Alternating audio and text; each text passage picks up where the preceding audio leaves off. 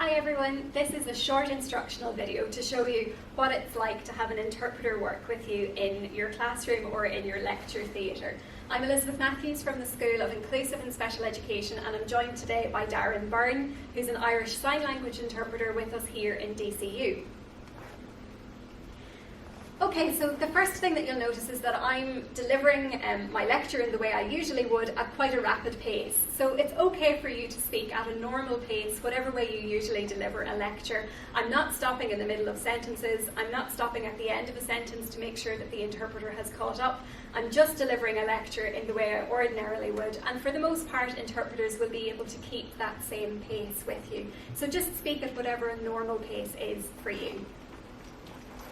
The second thing you might notice is the interpreter position. So ideally, you'll have three things in the same frame: the person that's giving the lecture, the interpreter, and the PowerPoint or whatever visual is being used. If you have those three things in the same frame, it's easier for deaf students to keep an eye on everything important that's happening at the same time.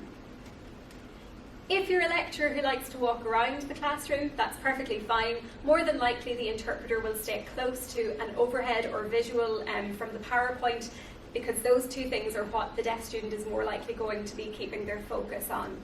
If you're not using any visuals at all, if you just deliver a lecture verbally, more than likely the interpreter will stand quite close to you, again, so that the deaf student can keep both of those things in their visual frame at the same time.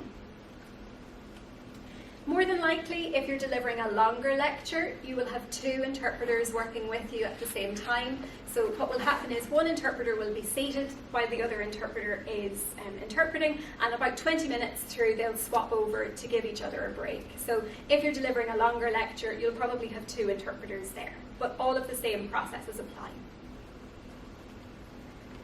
Okay, one thing to be mindful of when you're working with an ISL interpreter is that the pace at which you're delivering information in spoken language and the pace at which they're delivering information in Irish Sign Language is a little bit different. In particular, there's a lag in the information coming in Irish Sign Language. It'll be a little bit behind what you're saying in spoken language. The way that this tends to impact on deaf students is when lecturers stop to ask students questions or ask for their input or their feedback, or ask if students themselves have any questions. When a lecturer does this, they may pause for a few seconds, and then if they get an answer or if there are no questions, they'll have moved on. But the interpreter may not have finished interpreting, and what happens is deaf students don't have the same opportunity to provide their input.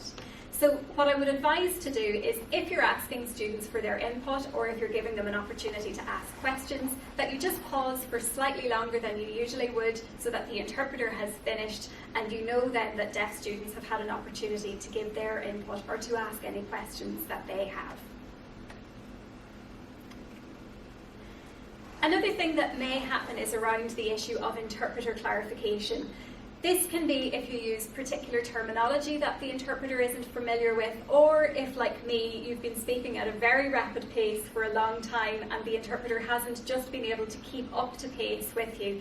They may stop you and ask you to repeat something or to clarify what a particular thing means.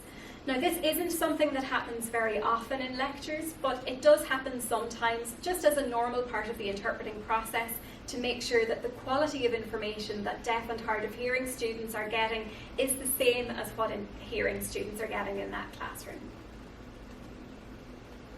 Okay. Another thing to bear in mind when you're working with an ISL interpreter is if you're using visuals. Now, the reason why this becomes an issue is that hearing students are able to listen to what a lecturer is saying and watch what's on a PowerPoint or an overhead at the same time without any difficulty.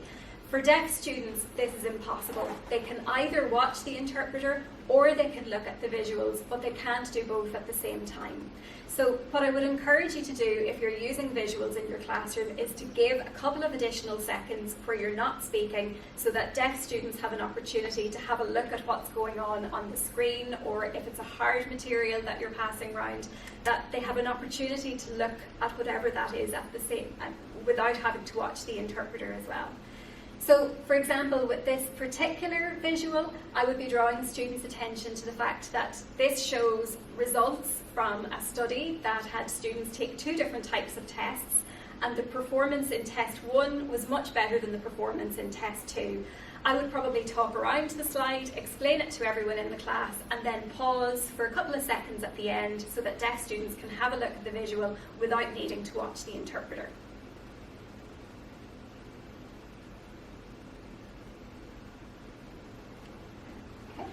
As soon as you start to speak again, the interpreter will start to interpret, so that pause is very important, and your hearing students will probably find it beneficial too.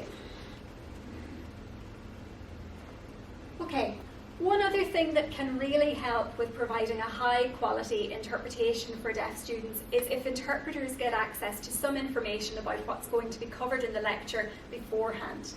What I usually do myself in this is that about a day beforehand I will give the interpreter access to maybe my PowerPoint slides. Even if I'm rewriting a lecture and I know I'm going to be rewriting it right up until the very last minute, I'll send them the PowerPoint slides from last year and say, look, this will change a little bit, but roughly this is what tomorrow's lecture is going to be about. If I'm giving a very formal presentation where I have written speaker notes, I'll provide those in advance to the interpreter. If it's quite an informal talk, I might do a very brief list of bullet points and send that to the interpreter beforehand. I would give them access to the loop page for a particular module so that they can see whatever information is up there. Or if a class or a lecture is based very heavily on a particular reading and there's going to be a lot of discussion around that reading, I'd send that in advance to the interpreter as well. It just means that the interpreter has an opportunity to check to see if there's any technical language or terminology that they haven't encountered before so that they can provide high quality interpretation to the students in the class. It's important to point out that this is an arrangement really between the lecturers and the interpreters don't share that information outside of the interpreting team. It's really just around high quality interpreter provision.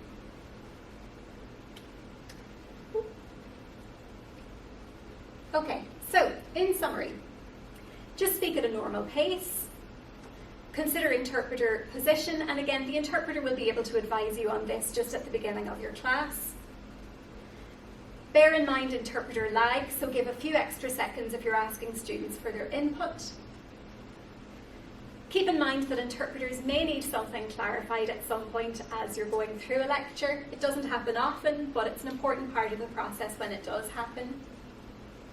And when possible, provide advanced information to the interpreters so that they can give a high quality interpreted session for the deaf students.